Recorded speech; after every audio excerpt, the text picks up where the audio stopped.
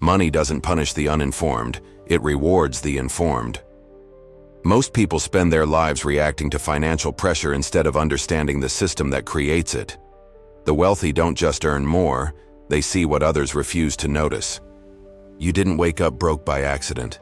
You're not struggling because you're unlucky or because the universe has something against you. Your financial situation is the predictable outcome of a system designed to keep you exactly where you are. And here's the part that might sting. You've been participating in it willingly, without even knowing the rules of the game. Let me be direct with you. The financial struggle you're experiencing right now was engineered long before you received your first paycheck. From the moment you entered school, you were taught to follow instructions, get good grades, find a stable job, and trade your time for money. Nobody taught you how money actually works. Nobody explained that a job is just one income source among many, or that debt can be a weapon used against you. You were given a script, and you've been reading from it ever since. The system needs workers, consumers, and debtors. It needs people who will spend 40 years climbing a ladder that's leaning against the wrong wall. And it's incredibly efficient at producing them. Credit cards with interest rates that would make loan sharks blush. Student loans that follow you to the grave. Car payments that keep you locked into jobs you hate. Mortgages that stretch 30 years into your future. This isn't accidental design. It's intentional architecture.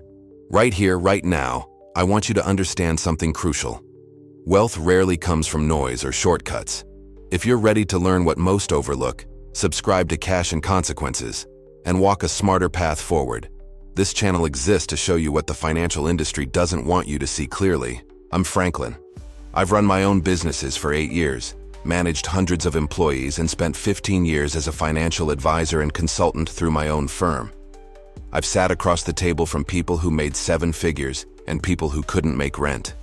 And I can tell you with absolute certainty, the difference between them isn't intelligence, work ethic, or luck. It's information and the willingness to act on it.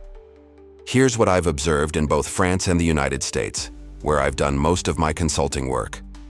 The middle class is being hollowed out by design. Inflation quietly steals your purchasing power while your salary increases barely keep pace. Taxes take a larger bite from earned income than from investment income. The cost of education has skyrocketed, while its value in the marketplace has diminished.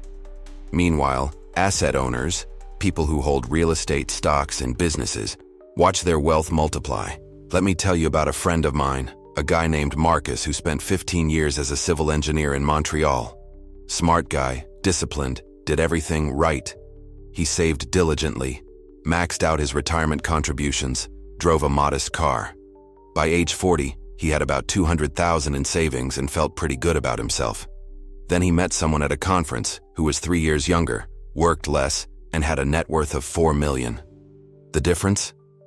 The younger guy owned 3 small businesses and had been investing in real estate since he was 25. Marcus was trading time for money.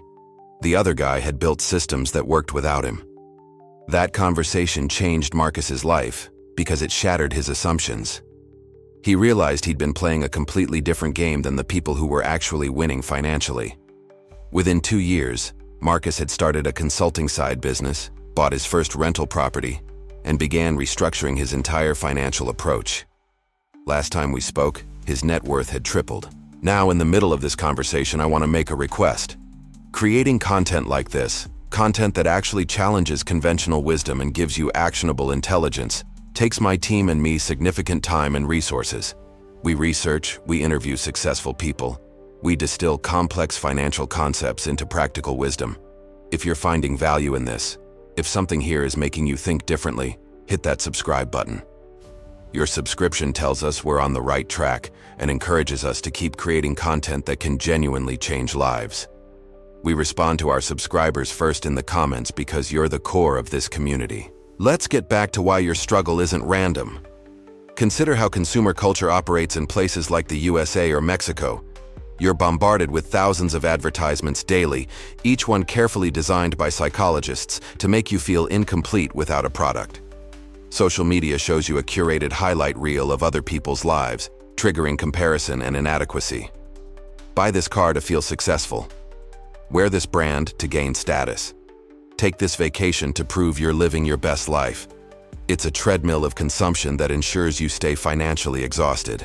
I was giving a lecture in Guadalajara last year, and someone asked me, "Franklin, if the system is rigged, what's the point of trying?" And I told him what I'll tell you now.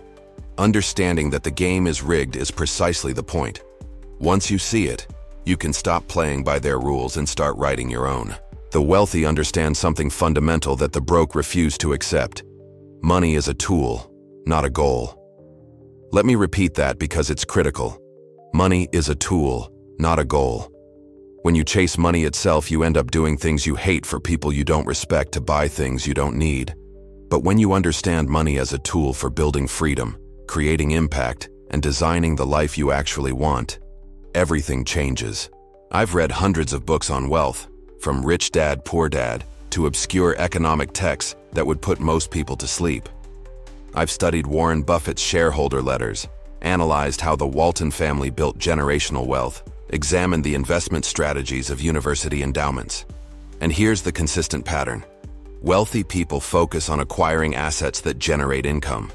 Poor people focus on acquiring liabilities that generate expenses. Your car payment? Liability. Your designer clothes? Liability. Your streaming subscriptions? Your financed furniture? Your credit card debt? All liabilities draining your financial energy. Meanwhile, that rental property you're afraid to buy? Asset. That online business you're too scared to start? Asset. Those dividend-paying stocks you think are only for rich people? Assets. I'm curious, where are you watching this from right now? Drop your city or country in the comments. I want to know where this message is reaching, and I read every single comment from subscribers first. Here's an uncomfortable truth from my 15 years of consulting. Most people would rather feel right about their financial decisions than actually be wealthy. They'll defend their choices, the car lease, the oversized house, the lifestyle inflation, because admitting they've been wrong is too painful. But pride is expensive, and it costs far more than money. It costs you your future. One of my clients in Paris, a woman named Isabel, once told me, "Franklin, I can't invest right now because I don't have extra money." She was earning 70,000 euros annually. After we reviewed her spending, we found she was spending 400 euros monthly on lunches and coffee, 300 on clothes she rarely wore, and 200 on a gym membership she used twice a month. That's 900 euros, almost 11,000 annually, that could have been redirected into investments.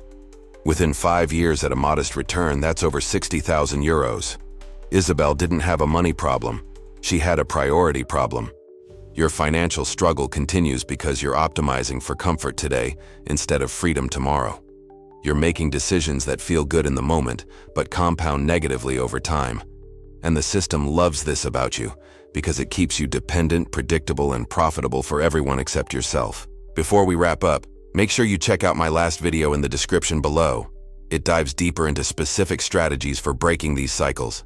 And if this resonated with you, watch what pops up on your end screen next. We're building something different here. A community that values truth over comfort, strategy over wishful thinking, and long-term wealth over short-term pleasure. Your financial struggle is not an accident, but neither is your escape from it. That requires intention, education, and the courage to do what most people won't. The question is, are you ready?